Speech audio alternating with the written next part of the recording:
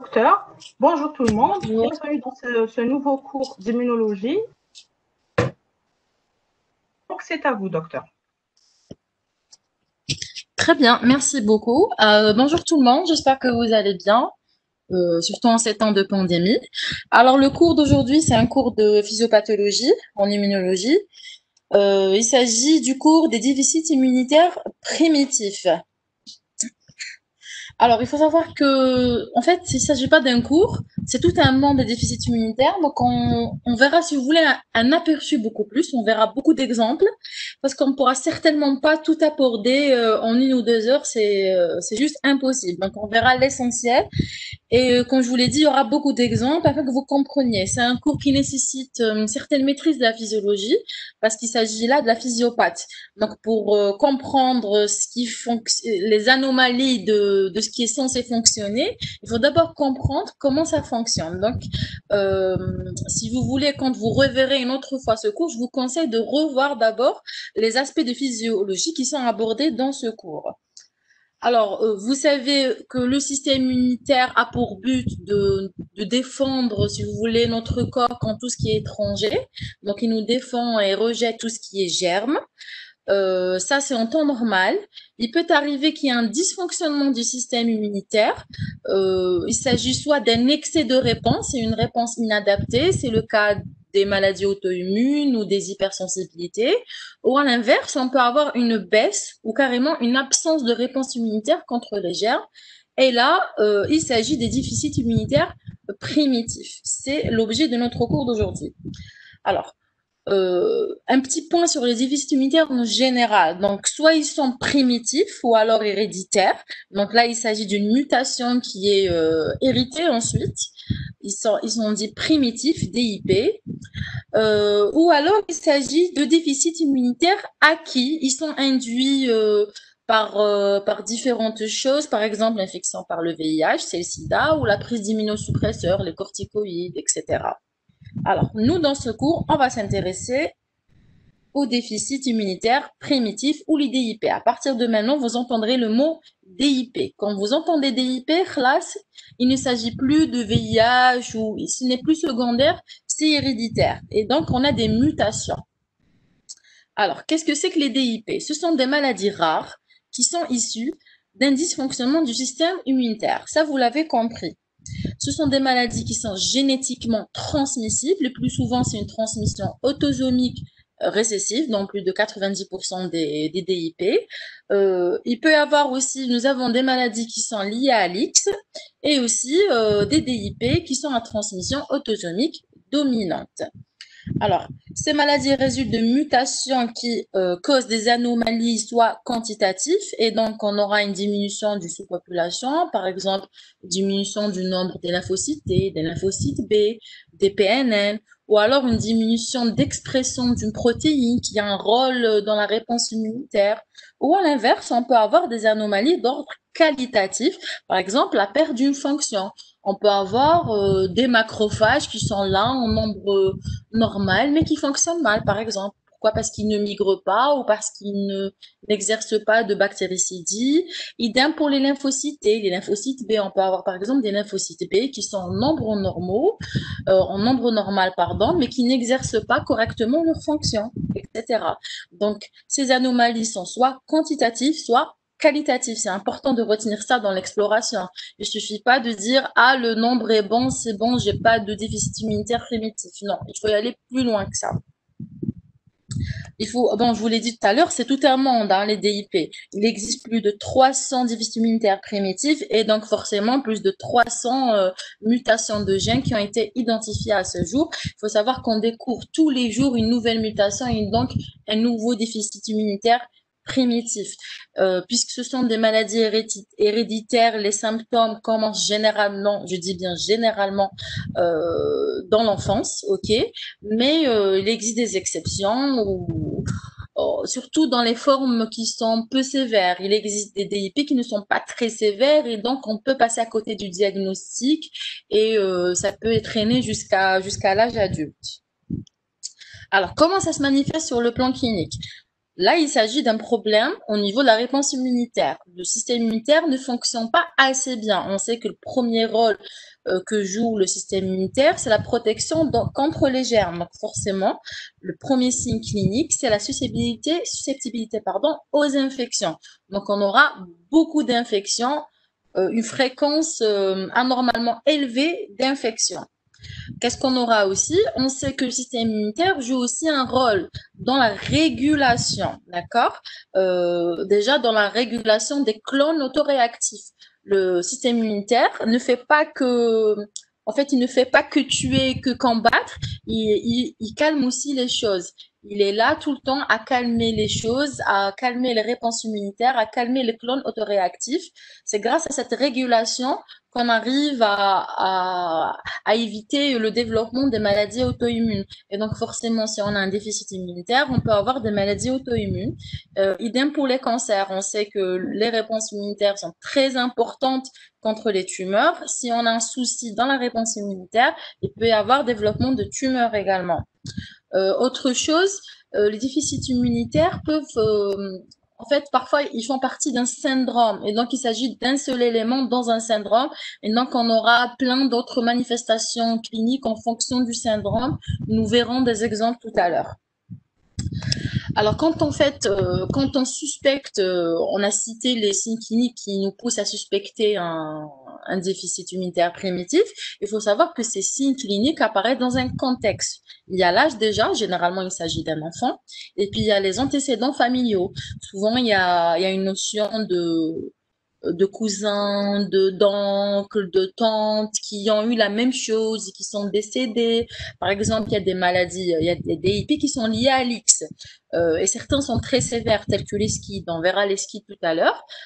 Quand on suspecte un skid chez un nouveau-né, on questionne la famille et puis on se rend compte qu'il y a un oncle maternel. Pourquoi? Parce que c'est lié à l'X.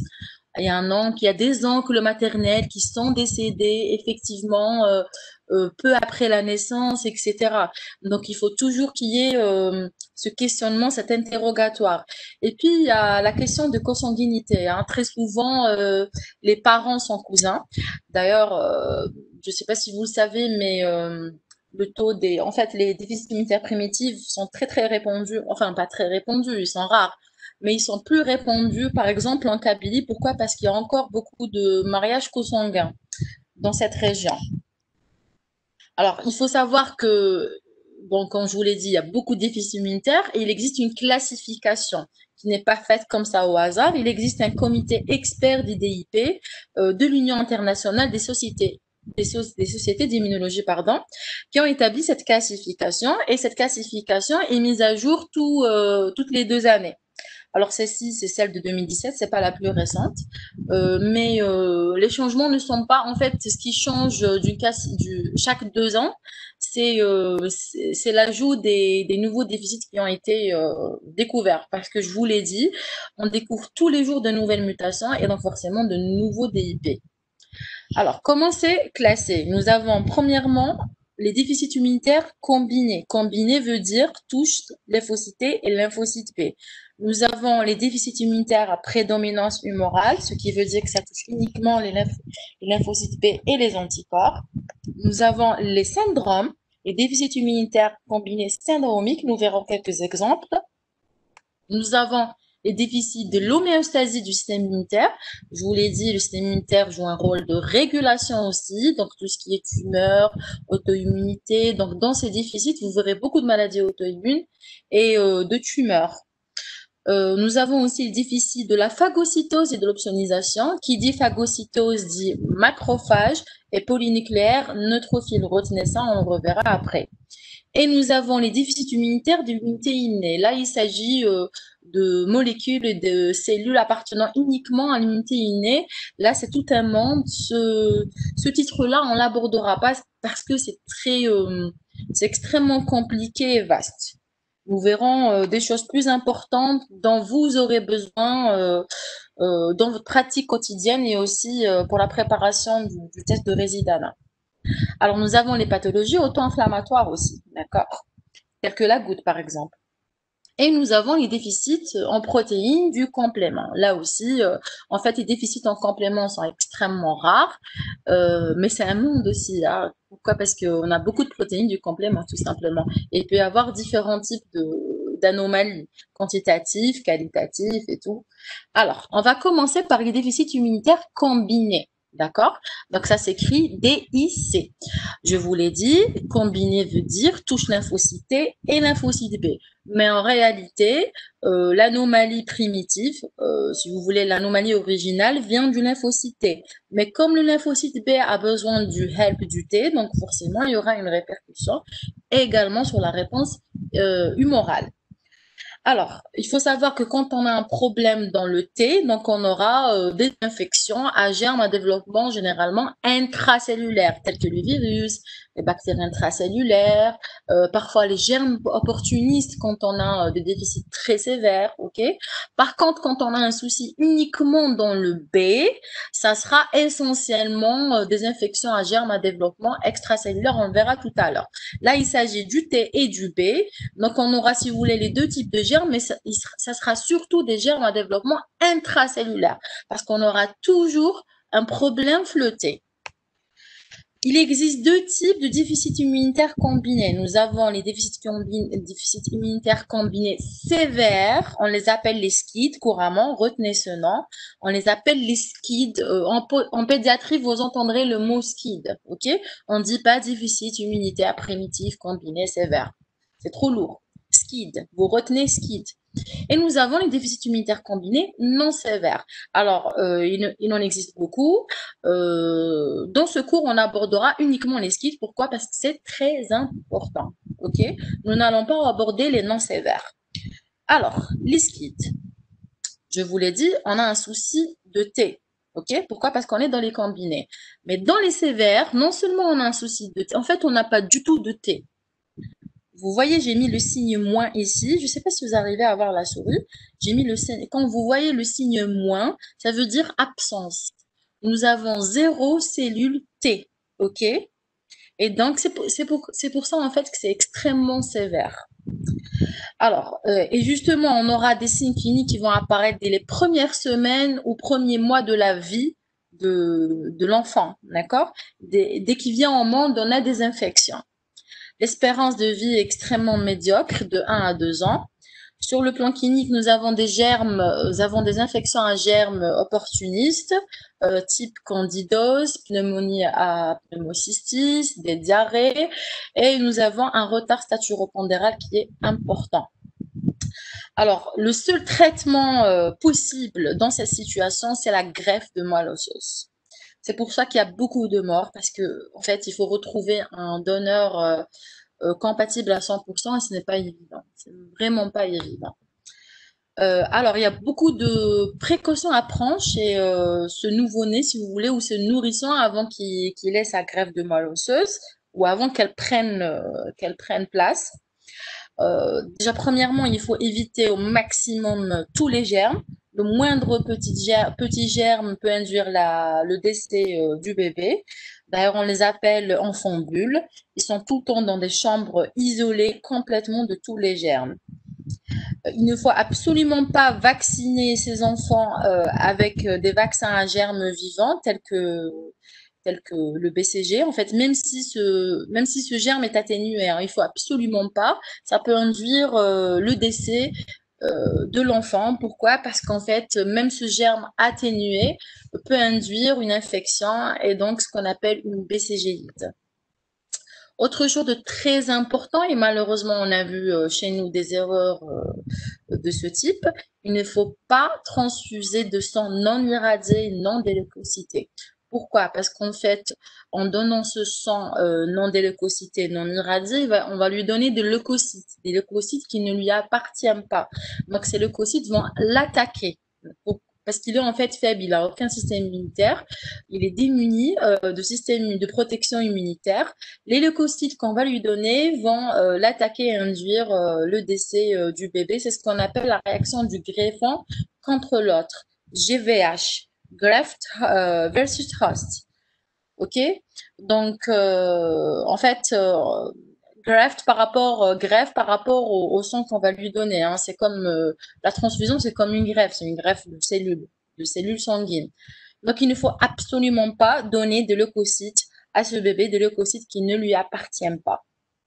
Alors, il existe 4 sous-groupes du ski et il faut les connaître. Hein. Je vous ai dit, je vous donne le plus important dans ce cours.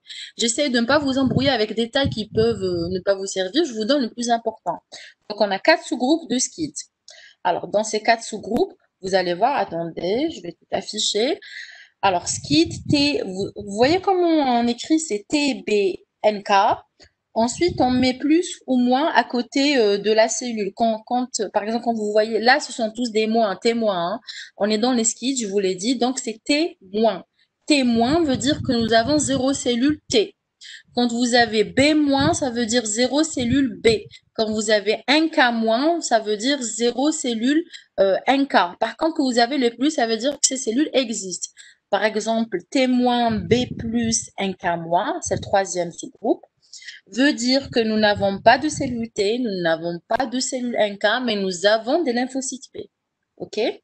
Alors, donc, les 4 sous-groupes sont, premièrement, T-, B-, 1K-. Ça veut dire que nous n'avons aucun lymphocyte, ni T, ni B, ni 1K.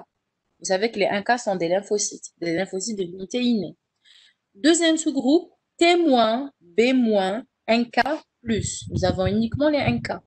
Troisième sous-groupe, T-, B+, 1K-. Donc, pas de T, pas de 1K. Quatrième sous-groupe, T-, B+, 1K+. Nous n'avons pas les T uniquement. On va les détailler. En fait, ce que j'ai envie de vous transmettre dans ce cours, c'est que vous compreniez comment est-ce qu'on a le déficit à partir de la mutation. Pour que vous compreniez ça. C'est pour ça que je vous dis, il faut avoir des notions de physiologie. OK? Là, par exemple, je vais vous dire, quand on a une mutation de RAG, on est dans le deuxième sous-groupe. Oui, mais il faut que vous sachiez qu'est-ce que c'est que le RAG. Donc, après ce cours, je sais que vous allez revoir certaines notions de physiologie. C'est très important. On commence par le premier sous-groupe. En fait, là, vous avez des déficits en des enzymes qui interviennent dans l'ontogénèse des 3 sous-populations T, B et 1K. OK? Il s'agit des enzymes ADA et AK2. Donc, on n'aura aucune cellule T, B ou NK. Très bien. En fait, entre parenthèses, quand on est dans les skids, forcément, puisque nous avons le moins à chaque fois, nous avons 0 cellule au moins de T, à chaque fois, vous avez un problème d'ontogénèse. D'accord? Il faut retenir ça. Le souci, il est au niveau de l'ontogénèse, ça veut dire au niveau de la production de ces lymphocytes. Il y a un souci au niveau de leur production. Là, par exemple, au niveau de leur ontogénèse, nous avons besoin des enzymes ADA et AK2. Puisqu'on a une mutation au niveau des gènes qui codent pour ces enzymes, nous aurons aucun lymphocyte, ni T, ni B, ni 1K. Deuxième sous-groupe, c'est T-, B-, 1K+. Donc, nous avons un problème au niveau des T et des B uniquement. Et là, il faut réfléchir quel est le point commun dans l'ontogénèse des T et des B. Le point commun entre ces deux lymphocytes, c'est que dans leur ontogénèse, il y a un réarrangement qui se fait pour la production du TCR et du BCR. Vous savez qu'il y a un réarrangement VDJ. Vous vous rappelez? Normalement, vous vous rappelez de ça. Donc, des segments géniques VDJ. OK? Et lors de ces réarrangements, je vais vous mettre le schéma. Alors, je sais pas, je ne vais pas rentrer dans les détails, mais il y a un réarrangement, c'est-à-dire qu'on prend un segment génique V et un D et un J, on les colle et on coupe tout ce qu'il y a, tous les segments géniques qu'il y a entre eux et qu'on ne prend pas. Pour ce faire, nous avons besoin de plusieurs protéines et enzymes, telles que RAG. La protéine RAG est très connue, elle est très importante. Ensuite, nous avons l'artémise, DNA ligase 4, etc. Quand on a un souci dans ces protéines ou dans ces enzymes, souci, je veux dire par là, mutation dans les gènes qui les codent. Hein. Donc, on n'aura pas de réarrangement. Et qui dit pas de réarrangement, dit pas de génération de T et de B. Donc, nous aurons 0 cellule T, 0 cellule B. OK? Donc là, il faut le retenir quand on a une mutation dans RAG, Artémis, DNA ligase 4. Donc, en gros, un problème de réarrangement. Nous n'aurons pas de T, nous n'aurons pas de B. 3e sous-groupe. Là, nous n'avons pas de T, nous n'avons pas de 1K. 1K+. 1K+, ça veut dire que nous avons 0 cellule T, 0 cellule B. 1K+, 1K+, ça veut dire que nous avons 0 cellule T, 0 cellule B. 1K+, 1K+, ça veut dire que nous avons 0 cellule T, 0 cellule B. 1K+, 1K+, ça veut dire que nous avons 0 cellule T, 0 cellule B. 3e sous-groupe. Là, nous n'avons pas de T, nous n'avons pas de 1K. Il n'y a pas de souci dans les B. C'est uniquement T et NK. Là aussi, on va aller voir, on va chercher le point commun entre le T et la cellule NK au niveau de l'ontogénèse. Et pour que vous compreniez ça, il faut un petit rappel au niveau des récepteurs de cytokines. Alors, petit rappel. Vous savez que, alors ça c'est le récepteur à gauche, on va commencer par la gauche. À gauche, c'est le récepteur de la cytokine IL-2. Vous savez que le récepteur de la cytokine IL-2 est composé de 3 unités. Alpha, vous connaissez la alpha normalement, vous devez la connaître, hein, c'est la CD25. Vous vous rappelez de la CD25? C'est la chaîne qui est exprimée après activation d'une lymphocyte. C'est un marqueur d'activation d'une lymphocyte. Bon, ça c'est entre parenthèses, hein, c'est pas l'objet de notre cours.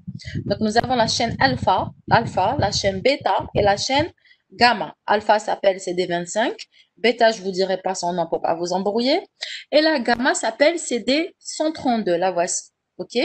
En fait, comment ça se passe pour l'IL2? L'IL2 va se fixer ici. Bon, là, on est à l'intérieur de la cellule. Hein. En haut, on est à l'intérieur de la cellule.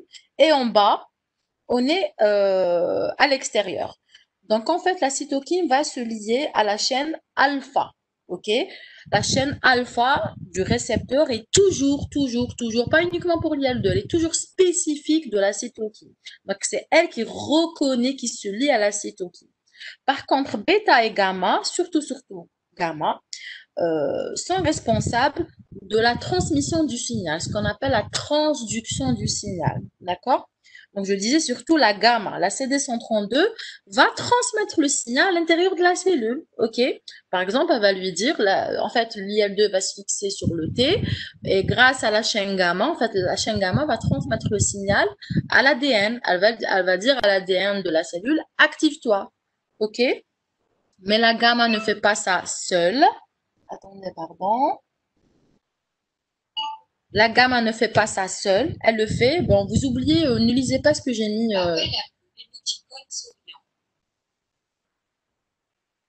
Je m'excuse. Hein.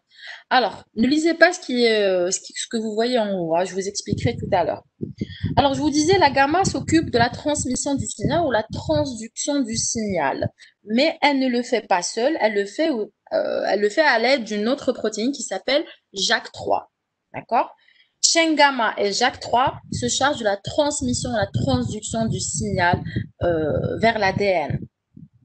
Alors ça, c'est pour le récepteur de l'IL2. Il s'avère que cette chaîne gamma, en fait, je vous ai dit, elle n'est pas spécifique du récepteur de l'IL2. Ce qui est spécifique, c'est la chaîne alpha. Idem pour les autres cytokines. À chaque fois, vous aurez la alpha qui est spécifique. Donc, c'est le cas aussi pour le récepteur de l'IL7, de l'IL15. J'ai mis 2 exemples ici, mais vous verrez, il y a aussi l'IL9, l'IL21. Donc, à chaque fois, vous aurez la alpha qui est spécifique de la cytokine. OK? Et la gamma qui n'est pas spécifique et qui se charge de la transduction du signal. Justement, la alpha n'est donc pas la même entre ces différents récepteurs. Par contre, la chaîne gamma qui est en bleu, c'est exactement la même. La chaîne gamma, appelée aussi CD132, est commune à plusieurs récepteurs. D'accord?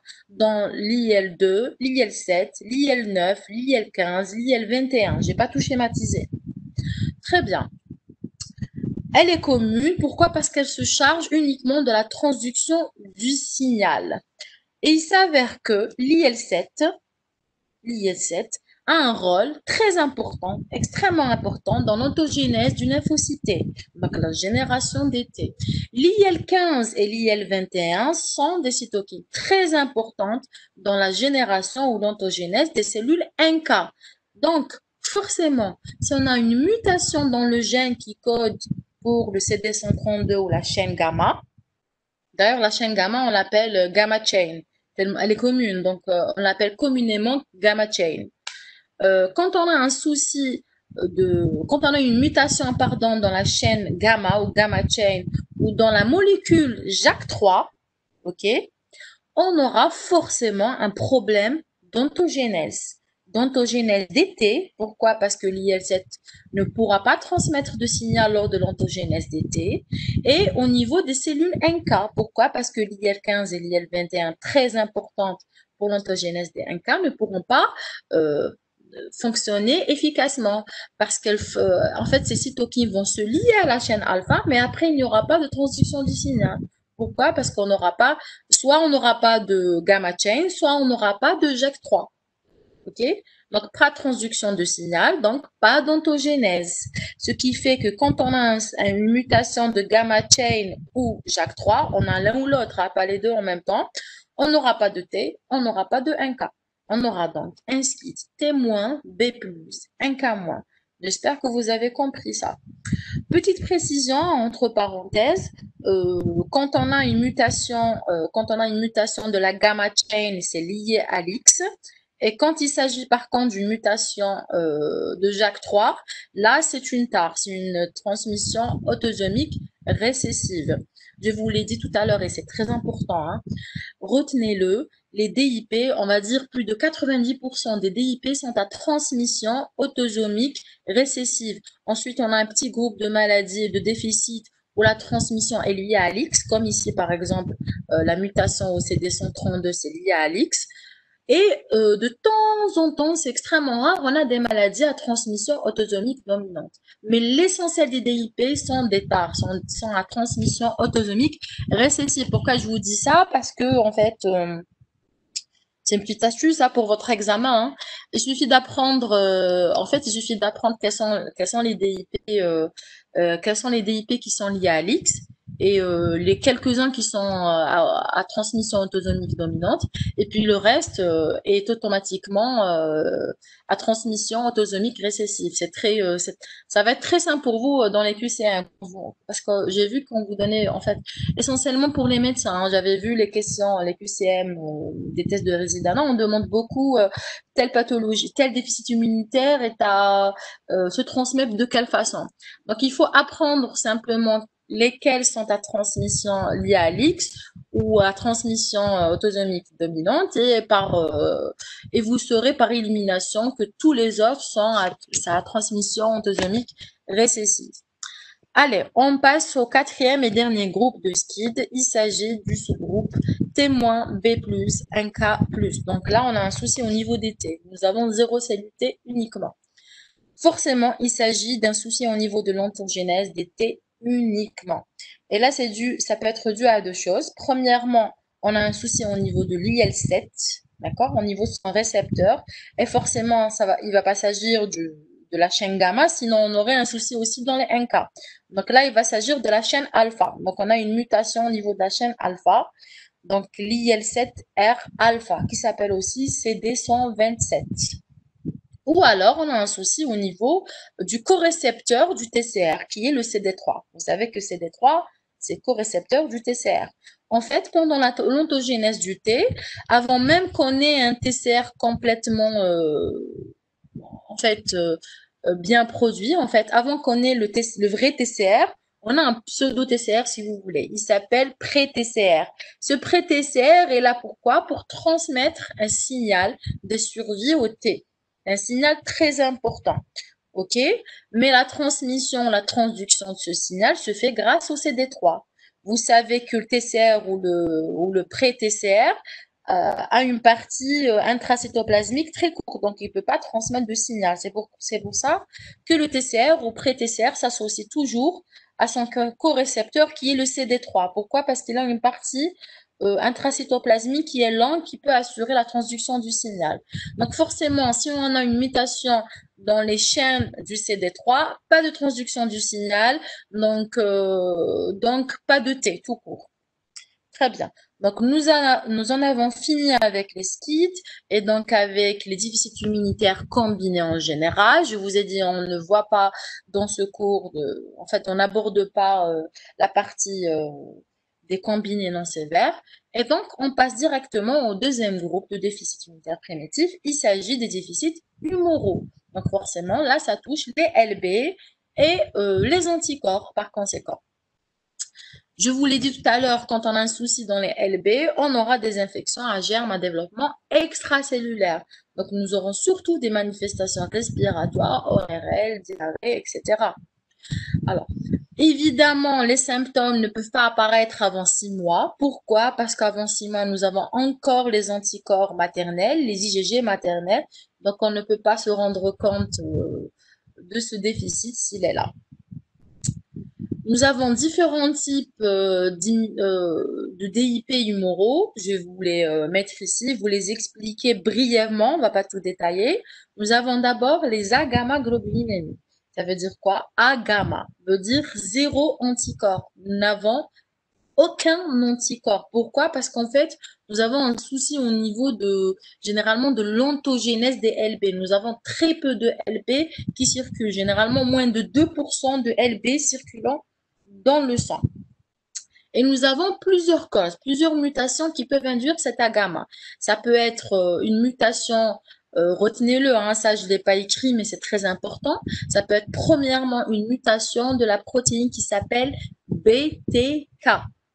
Lettre B, lettre T, lettre K. BTK. OK? Et cette mutation est liée à l'X. Elle est liée à l'X, donc elle ne touche que les garçons. On l'appelle maladie de Bruton. Quand on a une mutation de la BTK, c'est lié à l'X, ça s'appelle maladie de Bruton.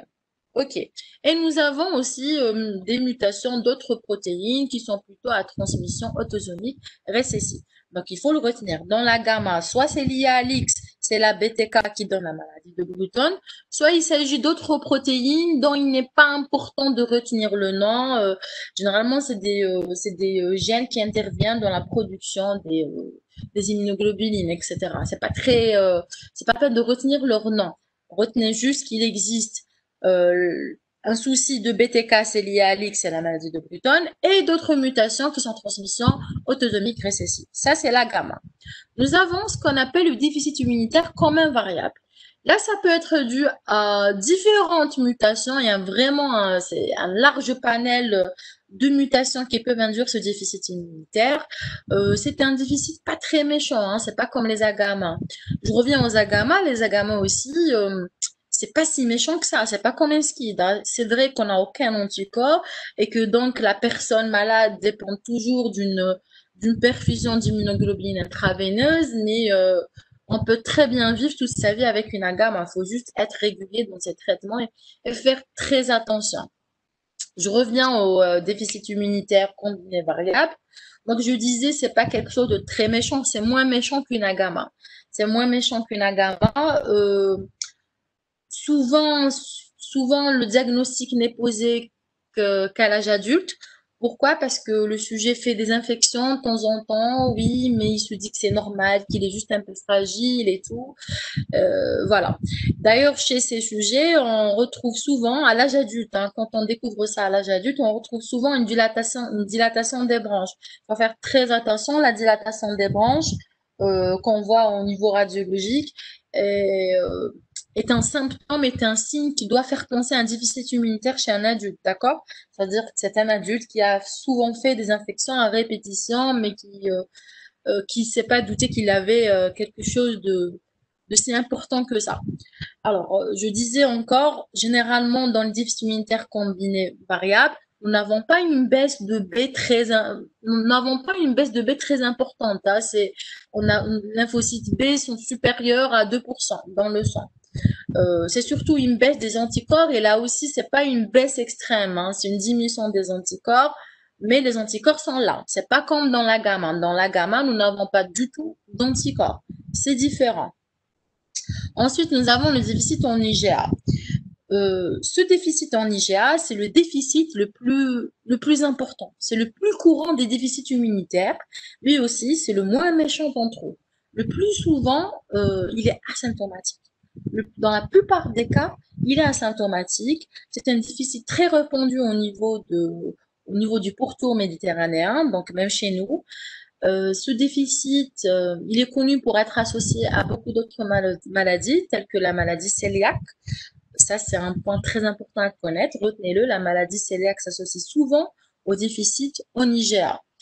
Et quand ça se manifeste, en fait, je vous l'ai dit, généralement, il n'y a pas de manifestation. Quand ça se manifeste, généralement, c'est des infections digestives. Donc, on aura essentiellement des diarrhées, mais c'est pas un déficit méchant, on va dire, hein. À côté des skis, des agamas, c'est pas très méchant. Ensuite, nous avons le déficit en sous-classe d'IgG. Alors, je vous l'ai dit, dans le commun variable, nous avons les IgG qui sont diminués, mais c'est les IgG en général. Dans le déficit en sous-classe, nous avons généralement je vais vous dire, nous avons une sous-classe qui est diminuée, mais en réalité, il s'agit de deux sous-classes. Parce qu'en fait, le déficit en IgG1 vient en même temps que celui de 3 et 2 vient en même temps que celui de la 4. Ok? Donc, ça va ensemble, le 1 et le 3, le 2 et le 4. Quand on a un déficit en IgG1, on a aussi un déficit en IgG3. Quand on a un déficit en IgG2, on a aussi un déficit en IgG4. Et point très important, en fait, vous savez que la sous-classe la plus importante, c'est l'IgG1. OK?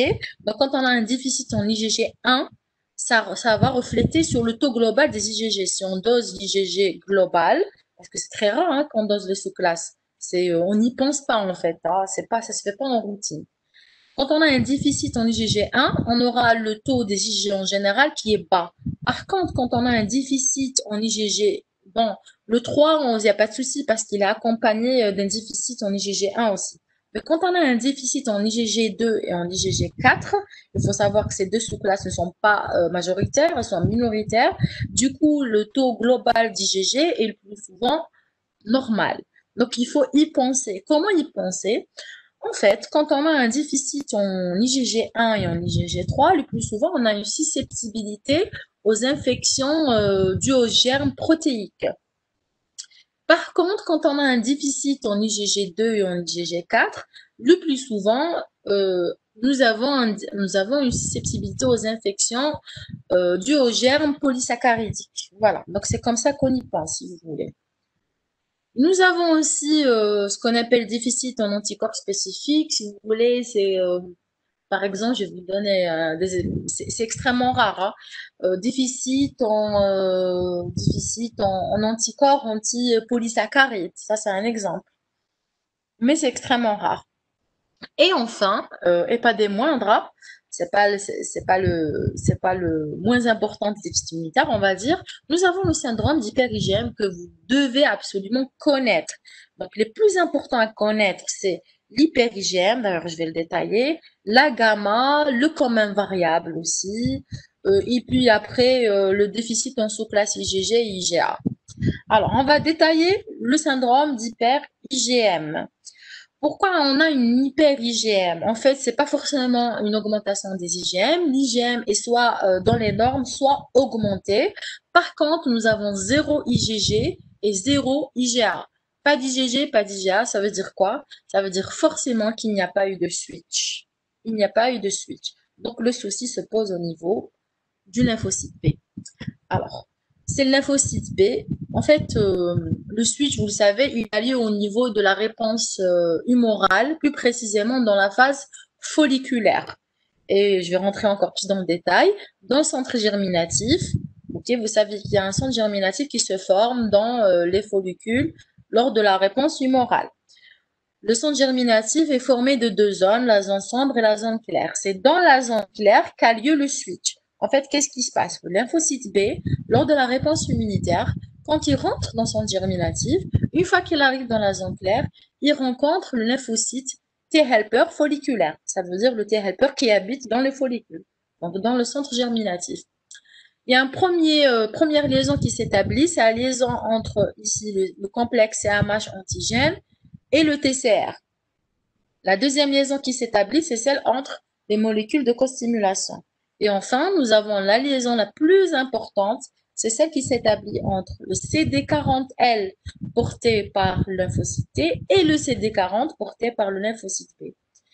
En fait, cette liaison, c'est elle qui permet le switch ou commutation de classe. Ok, ça veut dire changement de classe. Ça donne un signal essentiel à la commutation de classe. Bon, bien sûr, après, nous avons la liaison de l'IL4 qui est sur le lymphocyte B. L'IL4 est produit par le T. Ça complète, si vous voulez, l'activation et le switch. Mais la liaison la plus importante, c'est le CD40. C'est lié au CD. En fait, c'est la liaison CD40, CD40L, pardon. Alors, donc quand on a un souci logiquement dans CD40 ou CD40L, nous n'aurons pas de switch. Donc, le déficit ou la mutation ou CD40, en CD40 porté par le lymphocyte T induit un syndrome d'hyper-IgM et il faut savoir que ce déficit est lié à l'X. OK? Quand on a un déficit en CD40, également, bon, le CD40 par contre est porté par le lymphocyte B, là aussi on aura une hyper-IgM, un syndrome d'hyper-IgM. Entre parenthèses, ces deux déficits, ils sont classés dans les déficits immunitaires combinés. Mais bon, c'est juste un détail, hein. Alors, il y a d'autres mutations qui causent aussi ce syndrome d'hyper-IgM et pour comprendre comment est-ce qu'ils peuvent induire ça, il faut y aller voir plus en détail l'action de cette liaison CD40, CD40L. Parce qu'en fait, cette liaison, qu'est-ce qu'elle va faire? Je vous ai mis la petite flèche ici rouge. Elle va induire un signal au niveau de l'ADN. Donc, il va se passer quelque chose au niveau de l'ADN et hop, on va aller dans l'ADN et voir ce qui se passe. En fait, cette liaison CD40, CD40L va induire l'activation d'enzymes. Il y a deux enzymes, l'UNG et l'AID. UNG, AID. Bon, ici, il n'y a que l'AID qui est schématisé, mais c'est pas grave. Cette enzyme va couper ici et là. En fait, ça dépend du switch qu'il va y avoir. Switch veut dire quoi? Ça veut dire que lymphocyte B, il produisait des IgM, et là, on veut qu'il produise soit des IgG, soit des IgA, soit des IgE. D'accord? Alors, qu'est-ce qui va se passer? L'AID va couper ici, vous voyez ici, à gauche, et à droite là. Là, elle a coupé après. En fait, cette coupure sert à quoi? Elle sert à éliminer tout l'ADN des parties constantes qu'on ne veut plus coder, qu'on ne veut plus transcrire, pardon. Donc là, la partie qui code pour IgM va partir, mu ici, la partie qui code pour delta va partir, et là, par exemple, la partie qui code pour IgG, toutes les classes hein, d'IgG, toutes les sous-classes, va partir aussi. Et du coup, si on coupe ici, il va y avoir directement, en fait, tout cet ADN va partir, et hop, regardez le résultat final tout en bas, on aura directement C epsilon, c'est l'ADN qui code pour la partie constante de l'IgE. Epsilon pour IgE. Elle aurait coupé ici, si l'AIG aurait coupé, l'AID, pardon, si elle avait coupé ici, en fait, elle coupe au niveau de ces parties S. Vous voyez toutes ces parties S, ces petites parties en rouge S. Si elle avait coupé ici, on aurait eu de l'IgG3. Vous voyez? Donc, j'espère que en fait, je ne sais pas si vous arrivez à voir la souris. Euh, Ça devrait aller avec ce schéma. Donc, en résumé, les mutations qui induisent un syndrome d'hyper-IgM sont le CD40L lié à l'X, CD40, AID et UNG. Donc, CD40, AID et UNG sont d'états. Quand je ne précise pas lié à l'X ou autosomique dominante, forcément, c'est à transmission autosomique récessive. Alors, qu'est-ce qu'on aura? Quel sera le résultat? On aura un taux d'IgM qui est soit normal, soit élevé. Par contre, les IgG et les IgA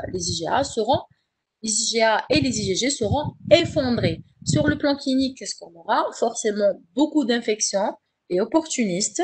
Nous aurons une atteinte pulmonaire. Là, il va s'agir soit d'infection bronchopulmonaire ou carrément une pneumopathie interstitielle. Et nous aurons soit une atrophie ou alors à l'inverse, une hypertrophie des organes lymphoïdes périphériques. Nous en avons terminé avec les déficits humoraux. Donc, nous avons vu les combinés, les humoraux. Là, nous allons voir les syndromiques.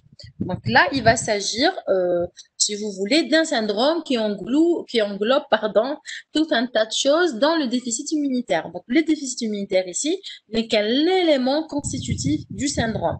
Et bien sûr, il existe énormément de syndromes. J'ai mis quelques exemples uniquement. Donc, nous avons le syndrome de Di-George. Dans le syndrome de Di-George, en fait, nous avons une délétion.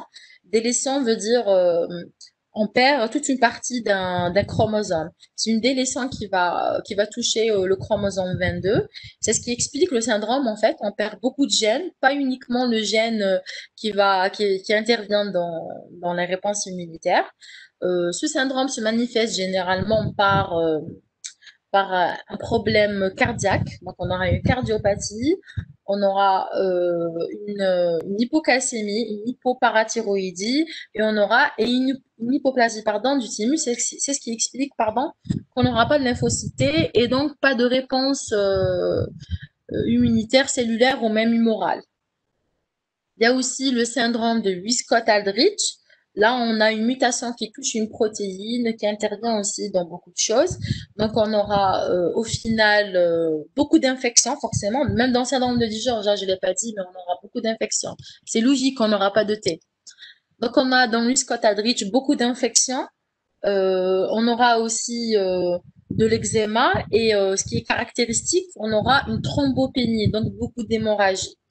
Il faut retenir que Wiskott-Aldrich, la mutation qui touche les enfants, dans ce cas-là, il y a donc forcément, le Wiskott-Aldrich atteint uniquement les garçons.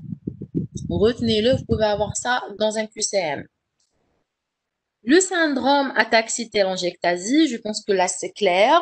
En plus des infections, on aura une ataxie et des télangiectasies.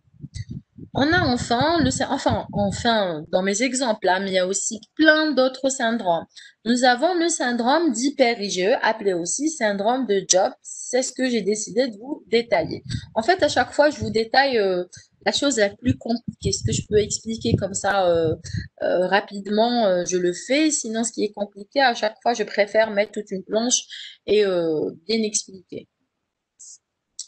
Alors, beaucoup de déficits peuvent induire un syndrome d'hyper-IgE. Là, j'ai mis juste un exemple, c'est le déficit en stade 3. Le stade 3, c'est une protéine, en fait, c'est un facteur de transcription. Et c'est un facteur de transcription important pour des cellules qu'on appelle les TH17. Je ne sais pas si vous connaissez les TH17, ce sont des T-helpers. C'est le troisième T-helper le plus important après les TH1 et les TH2. Ce sont des cellules qui interviennent, des T-helpers qui interviennent surtout dans l'élimination des bactéries extracellulaires et des champignons. On a un souci de stade 3, et puisque le stade 3 est important dans le développement ou l'ontogénèse des TH17, forcément, on aura ces TH17 qui sont diminués. Sur le plan clinique, qu'est-ce qu'on aura? Je vous l'ai dit, les TH17 sont importants dans l'élimination des bactéries extracellulaires et des champignons. Donc, forcément, on aura des infections à bactéries extracellulaires telles que le Staph aureus. Donc, on aura des abcès cutanés et on aura aussi des infections à Aspergillus. Donc, on aura des pneumonies. Il y a d'autres symptômes. On aura notamment un faciès qui est caractéristique. Vous pouvez rentrer dans Google Images, vous tapez syndrome de Job, vous pouvez voir les images. On a aussi un eczéma et énormément d'anomalies squelettiques. Alors, nous avons terminé avec les syndromiques. Maintenant, on va y aller voir les déficits qui touchent l'homéostasie du système immunitaire. Je vous l'ai dit, le système immunitaire ne joue pas qu'un rôle au niveau de l'élimination des germes. Il y a tout un rôle de régulation qui fait qu'on n'a pas de maladie auto-immune et nous n'avons pas de développement de cancer. Quand on a un souci au niveau de cette régulation, forcément, on aura des déficits qui en découlent. Alors, donc, un déficit, ce sont des déficits, pardon, qui touchent soit les molécules ou carrément les cellules régulatrices. Donc, nous allons voir des exemples. Nous avons le SAM, le syndrome d'activation macrophagique, qui est très connu, je pense que vous connaissez. Là, c'est dû à un problème de cytotoxicité. Donc, en fait, nous avons un germe, généralement c'est un germe qui induit ça. On n'arrive pas à éliminer ce germe. Pourquoi? Parce qu'on a un problème au niveau de la cytotoxicité. La cellule NK et le CTL ne fonctionnent pas. Du coup, ce germe va persister et va induire beaucoup de dégâts. Pourquoi? Parce qu'il y a beaucoup. En fait, le système immunitaire, plus le germe persiste, plus il s'active. Mais il s'active de façon inutile. Donc, on aura un orage cytokinique qui est foudroyant. On aura une phagocytose des éléments figurés du sang, parce qu'en fait, le macrophage est activé. En fait, le système immunitaire est en panique et fait beaucoup de choses. Et ces choses-là vont juste détruire le corps humain, le corps de la personne malade, et non pas le germe. Pourquoi? Parce qu'on a un problème au niveau des cellules efficaces. Les cellules efficaces, notamment quand on a des virus, c'est la cellule NK et le CTL, ils ne sont pas efficaces. Et donc, le système immunitaire, ils s'emballent à produire beaucoup de cytokines qui sont foudroyantes, les phagocytes qui vont tout manger dans leur passage, hein, les éléments figurés du sang, beaucoup de choses. Donc, c'est extrêmement foudroyant et ça peut être mortel. C'est le syndrome d'activation macrophagique. Nous avons l'ALPS. Dans dans ce déficit, on a un problème au niveau des molécules phase-phase ligand. Vous savez que les molécules phase-phase ligand sont très importantes. Ce sont ce qu'on appelle les récepteurs de mort. Ça induit l'apoptose dans différentes situations, notamment lors de la phase de sélection dans le thymus ou dans la moelle osseuse. Lors de la génération des TIDB, vous savez que quand on produit les TIDB, il y a une phase de sélection. Quand on arrive à cette phase, qu'est-ce qui se passe? On scanne, si vous voulez, les TCR et les BCR. Si on voit qu'il y a un TCR ou un BCR qui reconnaît le soi, c'est ce qu'on appelle un clone autoréactif, on le détruit, on le tue. Comment on les tue? Par apoptose. Et cette apoptose est assurée par la liaison phase-phase ligand. Donc, si on a un souci au niveau de ces protéines, une mutation des gènes qui les produit, on aura forcément un échappement de ces cellules. Donc, ces clones autoréactifs, au lieu qu'ils soient tués, ils vont se retrouver en périphérie et ils vont induire beaucoup de dégâts. D'accord? Donc, on aura des maladies auto-immunes, mais aussi des syndromes lymphoprolifératifs. Pourquoi? Parce que phase-phase ligand intervient aussi au niveau si vous voulez, de l'élimination des cellules tumorales. Nous avons ensuite l'IPEX. Dans l'IPEX aussi, on a un problème de régulation. Là aussi, on a un souci au niveau des lymphocytes T régulateurs. Et là, c'est lié à l'X. Ça se termine d'ailleurs par XL, X-linked. Nous avons l'APCED. L'APCED aussi, en fait, là aussi, nous avons, si vous voulez, une réaction auto-immune au niveau de énormément de tissus. Pourquoi? Parce qu'on a une mutation du gène R. Là aussi, on revient à la physio. Il faut toujours revenir à la physio pour comprendre la patho. C'est quoi le gène R? Le gène R, c'est le gène qui est exprimé au niveau des gène, il induit quoi? Il induit la production et plutôt l'expression de tous les antigènes du soi. Ok? C'est comme ça en fait, parce que je vous l'ai dit, lors de la phase de sélection des T, on doit scanner, en fait, les T quand ils sont produits dans le thymus à une étape, à une phase de sélection, on doit scanner le TCR et s'assurer qu'il ne reconnaît pas le soi. Et donc, faut le tester avec les antigènes du soi. Et justement, les cellules au niveau du thymus expriment tous les antigènes du soi, que ce soit les antigènes du pancréas, de la thyroïde, etc. Grâce à quoi? Grâce à ce gène R. Ce gène R permet l'expression de tous ces antigènes du soi. Et donc, forcément, si on a une mutation au niveau de ces gènes, on n'aura pas une bonne expression des antigènes du soi. Et donc, on va mal scanner et tester nos TCR. Et donc, on aura des clones autoréactifs de T qui vont se retrouver dans la nature. Et donc, on aura des réponses un processus auto-immun qui est généralisé. D'où le déficit immunitaire. Et bien sûr, c'est associé à des infections. Hein. Alors, nous avons terminé avec les déficits de l'homéostasie du système immunitaire. Nous arrivons au déficit de la phagocytose. Qui dit phagocytose? Vous devez absolument le savoir. Quels sont les phagocytes? Les phagocytes sont les macrophages et les PNN. Très bien. Et donc, ce déficit va être soit d'ordre quantitatif, donc il y aura un souci de nombre, ou alors qualitatif. Donc là, il va y avoir un problème de fonction. Les cellules fonctionnent mal. On va commencer par le souci de nombre, c'est-à-dire le déficit quantitatif. C'est le cas de la neutropénie. Ok? Neutropénie, on dit qu'elle est congénitale.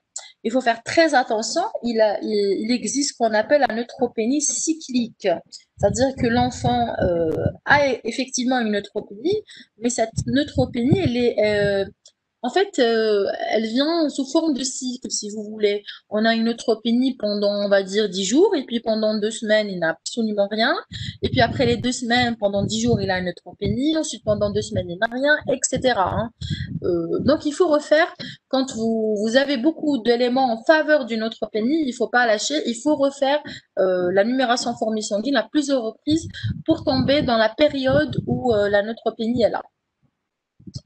Alors, il y a en fait, bon, le déficit quantitatif, c'est bon. On passe maintenant à ce qui est qualitatif.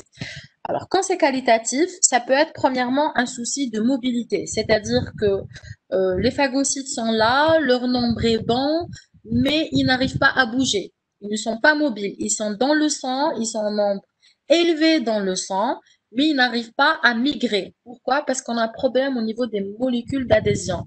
D'ailleurs, on appelle ça les LAD déficits. Il en existe plusieurs. On les appelle les LAD, Leukocyte Addition Deficiency. Donc, on a une déficience au niveau des molécules d'adhésion. Vous savez très bien que les molécules d'adhésion sont très importantes dans la migration, d'accord? Parce qu'ils permettent de traverser l'endothélium. S'ils ne traversent pas l'endothélium, ils ne peuvent pas migrer. Et l'une des molécules d'adhésion les plus importantes, ce sont les intégrines, pardon. Et vous savez que les intégrines sont composées d'une chaîne alpha et d'une chaîne bêta. Vous voyez ici le schéma. Alors, vous avez une chaîne violette qui est claire, une autre qui est plus foncée. En fait, euh, la claire, c'est la bêta et la foncée, c'est la alpha. OK. Et l'une des bêtas les plus importantes, c'est la bêta 2, c'est la CD18. Et effectivement, on peut avoir un déficit en CD18. Pourquoi? Parce qu'on a une mutation dans le gène qui code pour la molécule CD18, qui est la chaîne bêta des intégrines. Donc, on n'aura pas de alpha 1, on n'aura pas de CR3, on n'aura pas de CR4. Et qui dit pas d'intégrine dit pas de migration. Donc, on aura des globules blancs dans le sang. Ils sont même en nombre augmenté parce qu'on est en situation d'infection, mais ils ne migrent pas. D'ailleurs, on aura des infections sans pus. Il n'y aura pas de plus une particularité de ce déficit. Alors, ça se manifeste aussi par un retard de la chute du cordon ombilical chez le nouveau-né et par une emphalite. Alors, enfin, alors je vous ai dit, il y a les déficits quantitatifs et les déficits qualitatifs. Donc, qualitatif, soit c'est un souci de mobilité, ou alors c'est un défi, c'est un problème au niveau de la bactéricidie proprement dite. Il existe beaucoup de déficits dans ce cadre-là, mais le déficit le plus important, si vous voulez, c'est la granulomatose septique chronique. Cette maladie, elle est due en fait à un déficit dans l'enzyme NADPH oxydase qui est très important dans la production des dérivés, des produits dérivés de l'oxygène. Vous savez que le PNN ou le macrophage, il exerce sa bactéricidie de deux manières, soit via les enzymes telles que la myéloperoxydase, etc. Donc, c'est une voie qui est indépendante de l'oxygène, ou alors via le burst oxydatif, si vous voulez, donc via la production de produits dérivés de l'oxygène, tels que l'hypochlorite, donc HClO, ou l'anion superoxyde, O2-, etc. Ou le H2O2, qui est, comment on appelle ça? J'ai oublié le nom. C'est pas grave. Alors, donc je disais qu'il existe des déficits qualitatifs ou quantitatifs. Il faut retenir ça, c'est très important. Dans les qualitatifs, nous avons les problèmes, les soucis de mobilité tels que le LAD et le souci de bactéricidie. Et nous avons essentiellement la granulomatose septique chronique. C'est la pathologie la plus importante. Il en existe d'autres, mais c'est la plus importante. Alors, nous avons vu, si vous voulez, l'essentiel des DIP. Alors, il existe, je vous ai dit tout à l'heure, les déficits de l'immunité innés aussi, mais on ne va pas détailler ça parce que c'est pas très important à votre stade. Nous avons les pathologies auto-inflammatoires, c'est tout un autre cours, c'est la goutte, etc. On ne le verra pas ici. Et nous avons les déficits en complément. En fait, les déficits en complément sont rares. Ils sont rares, mais c'est tout un monde en fait. Pourquoi? Parce qu'il existe beaucoup de protéines, beaucoup de mutations. Nous avons des anomalies d'ordre qualitatif, quantitatif. C'est extrêmement compliqué.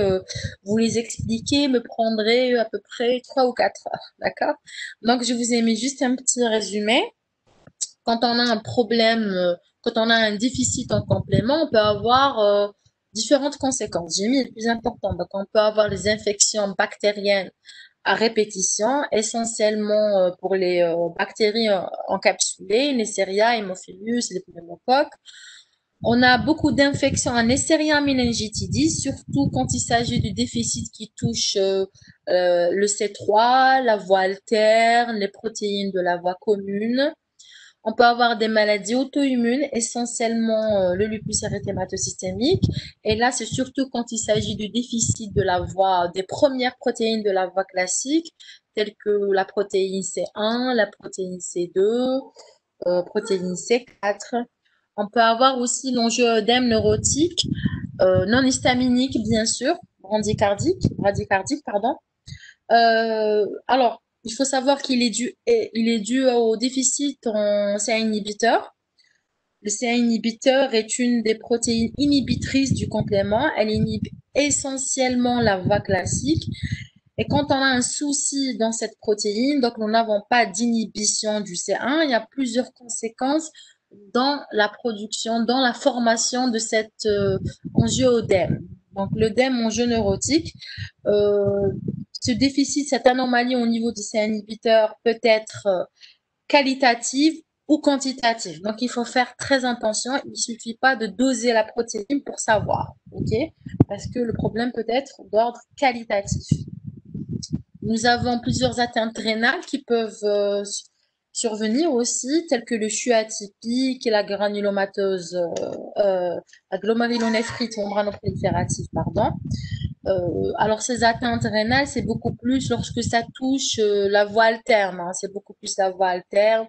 Quand le déficit touche la protéine C3, le facteur H, le facteur B. Donc c'est surtout ça, facteur H, facteur B et secondairement le C3. Et nous avons l'hémoglobinurie paroxystique nocturne, pardon, qui peut survenir aussi. Là, il s'agit beaucoup plus de l'encre protéique qui porte les protéines du complément. Il ne s'agit pas de déficit, il s'agit pas de déficit en protéines du complément proprement dit. Il s'agit d'une encre transmembranaire. C'est un déficit qui touche en fait cette encre-là. Voilà. D'ailleurs, on n'aura pas que des déficits en protéines de complément. On aura d'autres déficits aussi qui touchent d'autres choses. Alors, nous arrivons à la dernière partie, et pas des moindres, il s'agit de l'exploration, ou autrement dit, quelle est la démarche à suivre lorsqu'on suspecte un déficit immunitaire primitif, DIP. Donc, normalement, vous savez maintenant ce que veut dire un DIP. D'abord, il y a un contexte évocateur, je vous l'ai dit.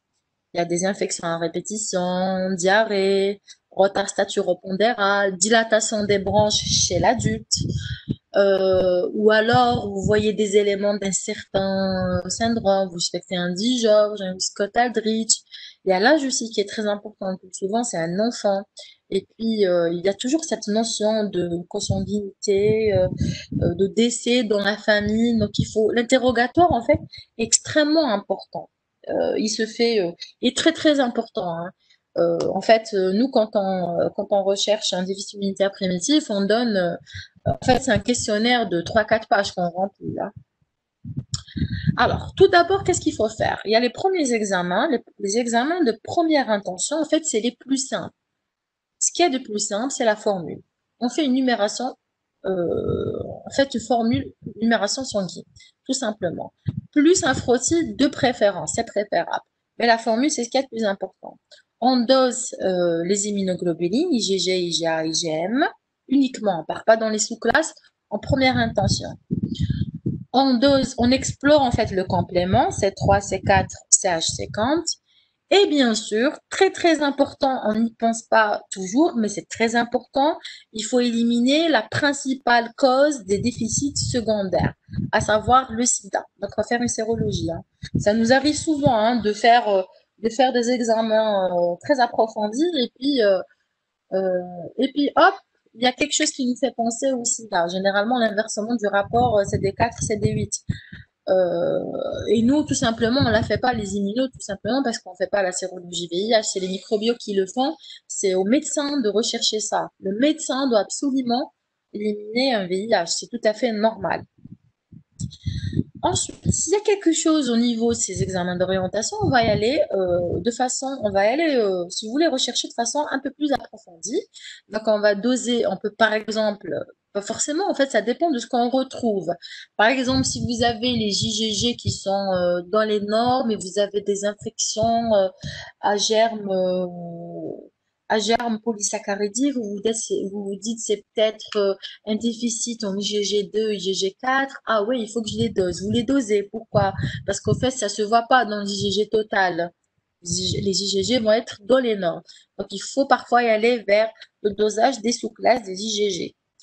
Ce qu'on fait aussi de façon très courante, c'est l'immunophénotypage des sous-populations lymphocytaires. Ça veut dire quoi? Ça veut dire qu'on va comptabiliser les lymphocytes dans le sang.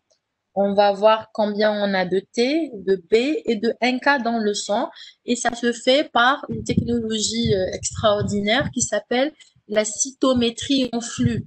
En fait, c'est une technologie, c'est un appareil, un automate qui analyse les cellules une à une, qui analyse les cellules une à une et on utilise en fait, des marqueurs, des anticorps monoclonaux. Par exemple, je veux rechercher les T et calculer combien j'ai de T dans le sang.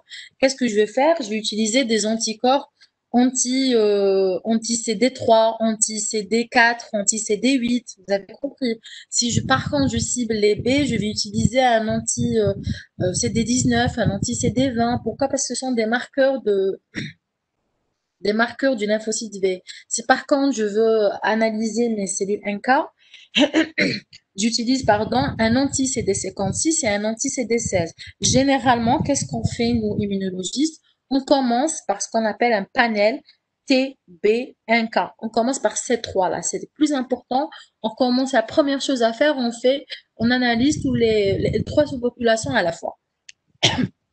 Et en fonction de ce qu'on obtient, on va y aller, soit on s'arrête, soit on va y aller encore plus loin. OK? Donc, parce que dans un premier temps, on fait un comptage des cellules grâce à ces marqueurs. Mais après, on peut aller voir, explorer grâce à la cytométrie en flux, s'il n'y a pas une perte de fonction. Donc là, je vais voir, par exemple, et c'est ce que j'avais mis ici, je peux voir est-ce que telle ou telle cellule exprime tel ou tel marqueur. Par exemple, si je suspecte un syndrome d'hyper-IgM, je vais compter mes T et mes B, je vais d'abord les compter forcément parce qu'au départ, je fais un TB, un K, mais par la suite, je prends mes T et puis j'analyse est-ce que mes T expriment un CD40L. Donc, je vais utiliser un anticorps monoclonal anti-CD40L. Je vais prendre mes B et je vais voir est-ce qu'ils expriment le CD40. Vous avez compris? Voilà. Et par exemple, si je suspecte un problème dans la phagocytose, hop, je pense à un problème, j'ai des infections sans pus, donc je pense à un LAD. Ok, c'est peut-être un déficit en CD18. Qu'est-ce que je fais? Je vais étudier l'expression des CD18 au niveau des PNN. Donc, je vais isoler mes PNN toujours grâce au marqueur. Et puis, je vais utiliser un anti-CD18 et voir est-ce que mon PNN exprime ou pas le CD18 pour voir si je suis dans une situation de LAD. Donc, grâce, si vous voulez, à la cytométrie, je peux explorer beaucoup de déficits d'ordre quantitatif et d'ordre qualitatif. Donc, je vois le nombre et l'expression des molécules. Ensuite, il y a certains déficits qui sont un peu plus compliqués à diagnostiquer. Pourquoi? Parce qu'on ne voit rien au niveau de la cytométrie. Par exemple, il s'agit d'une protéine qui n'est pas exprimée en surface, donc c'est pas accessible. Il faut y aller voir dans le gène. C'est dans le cas du Bruton.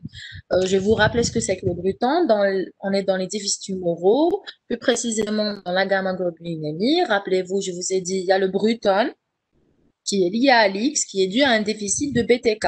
Et puis, il y a les autres A-gamma qui sont dus à des mutations en transmission autosomique récessive. Quand il s'agit du Bruton, c'est lié à l'X, je vous l'ai dit, donc ça touche les garçons. Je fais exprès de faire des rappels comme ça. Donc, le BTK, je ne peux pas l'explorer par cytométrie, il faut y aller par génétique. Ça, c'est un exemple. Et il existe plein d'autres exemples comme ça.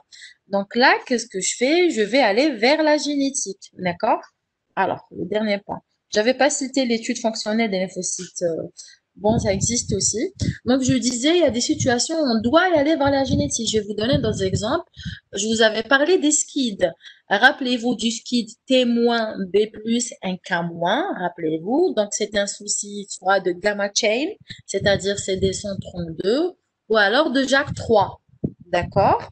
Donc, je vous avais dit que la gamma chain était liée à l'X et JAK3 n'est pas lié à l'X. Donc, on peut avoir comme ça des indices. Par exemple, si C'est un garçon qui est touché, qu'il a déjà un frère qui est décédé. Par contre, toutes ses sœurs ne sont pas atteintes et quand par hasard, dans la famille maternelle, certains oncles sont décédés. Là, on pense que c'est lié à Alix et que donc c'est la gamma chain, mais je peux pas le mettre sur papier tant que je fais pas la génétique. Par contre, si je vais vers l'ADN, je peux dire, ok, parce qu'en fait, la cytométrie en flux, elle me dit c'est un témoin B+, un K-, mais pas plus. Par contre, la génétique, elle va me dire, elle va me dire si c'est une gamma chain ou si c'est un JAK3. Vous allez me dire pourquoi. Pourquoi c'est important? C'est important déjà parce qu'il faut répertorier ce qu'on a comme déficit dans notre pays. Il faut savoir qu'est-ce qu'on a.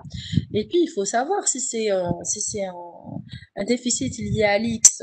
Je vais m'occuper plutôt des garçons dans les prochaines naissances. Pourquoi? Parce qu'il faut penser à chaque fois qu'on a un garçon, qu'on a une naissance et que c'est un garçon, il faut penser à un donneur. Parce qu'il a potentiellement le mauvais X. Il a l'X qui donne le déficit. Voilà. Donc, on procède toujours comme ça. Il y a les examens de première intention, les examens spécialisés, puis la génétique. Alors, la génétique, il faut savoir qu'on ne fait pas tout chez nous. On ne fait pas la plupart des tests génétiques, des DIP, malheureusement. On ne les fait pas à notre niveau. On les envoie, on les fait à l'étranger. Mais voilà, on fait déjà la cytométrie en flux et ça se fait très bien chez nous, je vous rassure. Donc, voilà, je pense que... Attendez. Ah oui. Il y a des petites remarques, j'avais complètement oublié. Donc, en conclusion, une baisse, alors ça, c'est, vous voulez, les points forts du cours hein, à retenir. Donc, une baisse des immunoglobulines ne peut être détectée avant l'âge de 6 mois. Là, je suis dans les déficits humoraux. Je vous l'avais dit, on ne peut pas diagnostiquer un déficit humoral avant l'âge des 6 mois. Les sous-classes IgG sont recherchées à partir de 18 mois. Je vous l'avais pas dit, oui, bon, voilà. Mais ce qu'il faut retenir surtout, c'est que quand on a une baisse des IgG2, IgG4, voilà, ça ne se détecte pas au niveau du dosage de l'IgG global. Donc, il faut faire très attention. Alors, le reste des remarques, je pense que je vais pas vous les dire parce que c'était destiné aux résidents. C'est un peu trop détaillé, je les laisse. Alors, je vous remercie pour votre attention. Je suis là si vous avez des questions. Voilà. Et je passe la parole aux animateurs. Merci à vous, Dr Muller. Bon, on dit que quand il n'y a pas de questions, soit ils ont tout compris, soit ils n'ont rien compris du tout. J'opterai pour la première option. Les explications étaient très bénéfiques. Merci beaucoup. Nous espérons vous voir très prochainement pour un nouveau cours, Inch'Allah. On rappelle que ce cours est destiné aux troisième année. Donc, on rappelle que ce cours est destiné aux troisième année. On rappelle aussi que d'autres cours d'immuno sont disponibles dans les déficits auto-immuns, donc sur notre chaîne YouTube. On vous retrouve ce soir, Inch'Allah, vers 19h pour un cours avec le professeur Abdenbi sur les tumeurs cérébrales. Et merci. Merci.